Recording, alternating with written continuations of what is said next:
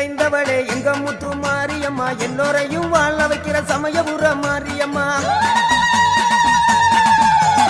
எங்கும் நிறைந்தவளே எங்க முத்து மாரியம்மா, எல்லோரையும் வாழ வைக்கிற சமயபுர மாரியம்மா. ஆத்தோரம் ஆத்தா காத்து இருப்பா, அன்பால நம்மள காத்து நடப்பா.